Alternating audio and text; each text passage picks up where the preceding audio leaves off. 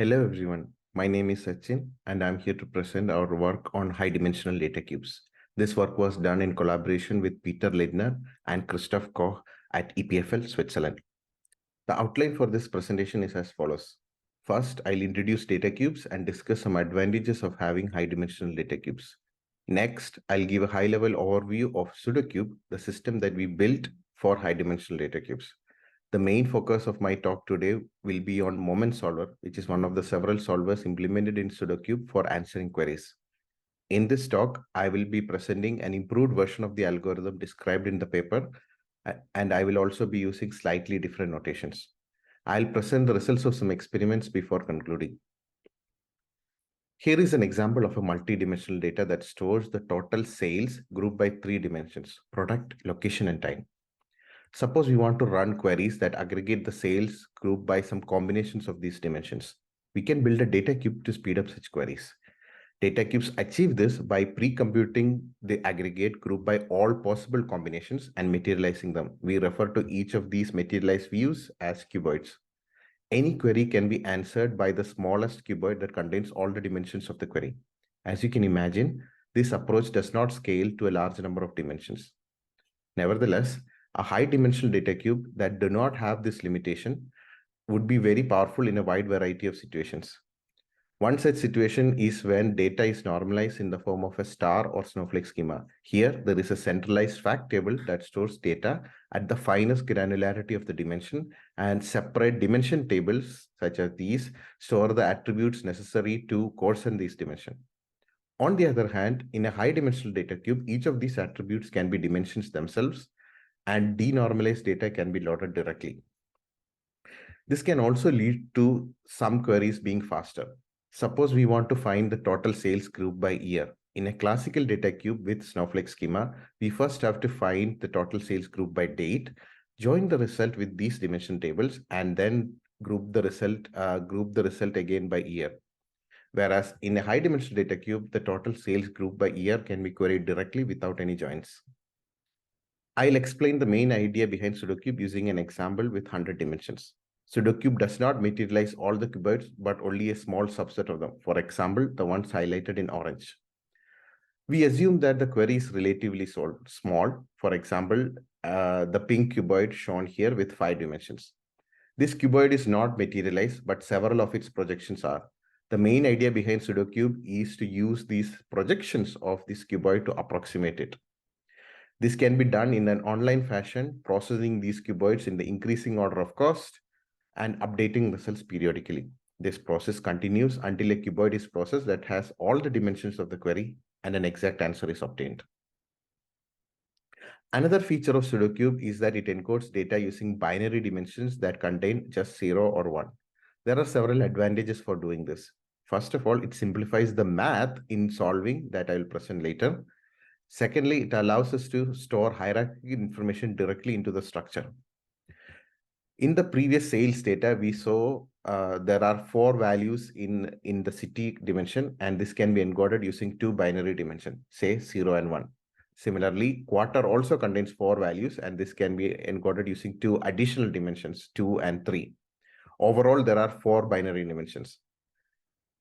Now, if you look, it also encodes hierarchical information. The combination of 2 and 3 encodes quarters, but 3 alone encodes half years. For example, by setting the value of 3 to 0, it comprises quarters Q1 and Q2 that constitute the first half year.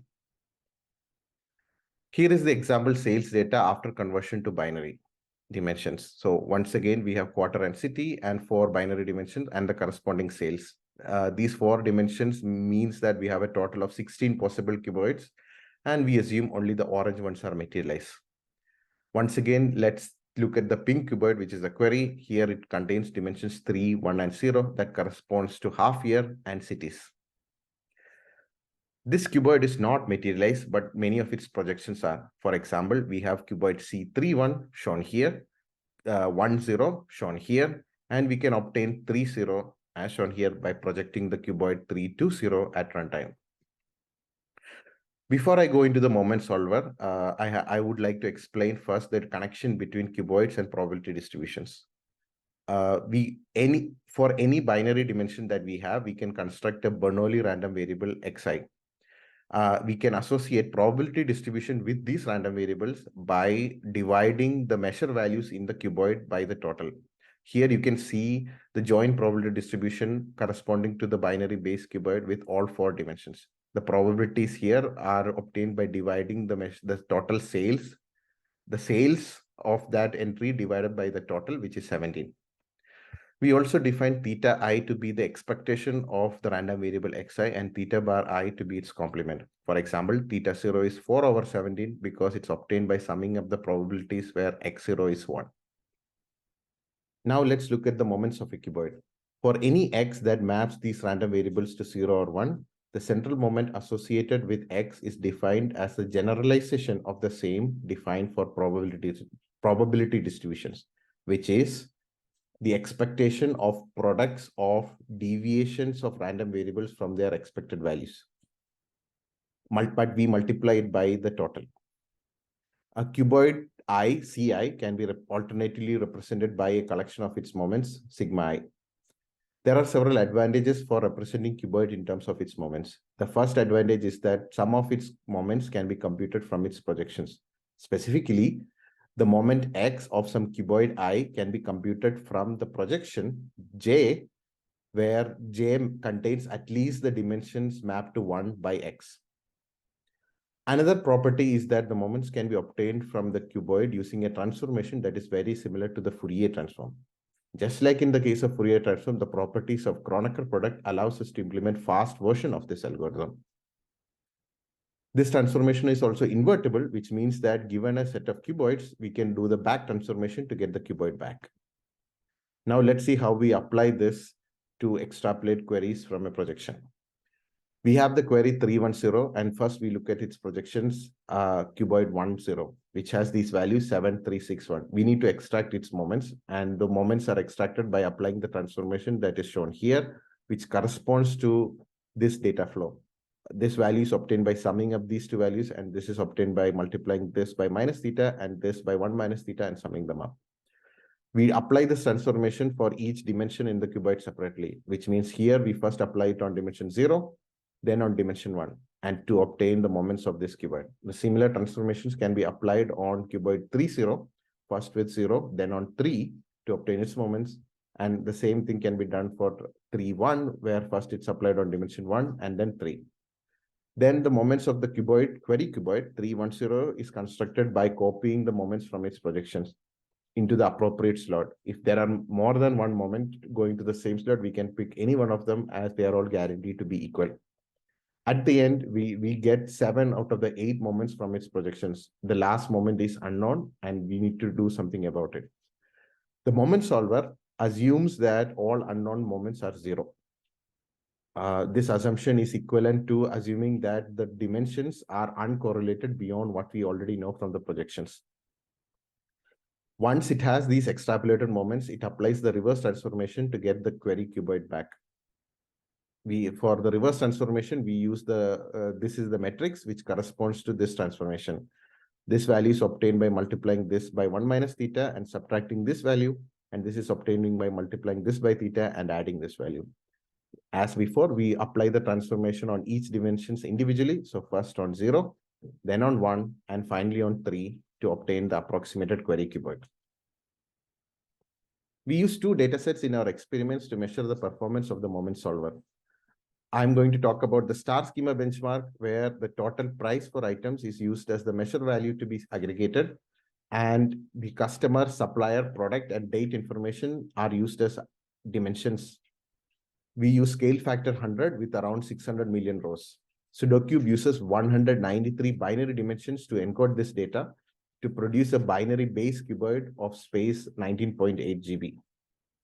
The first experiment we look into studies the impact on performance when the query dimensionality is varied. For this, we build a data cube with a total of 2 power 15 cuboids, and the minimum dimensionality is 14.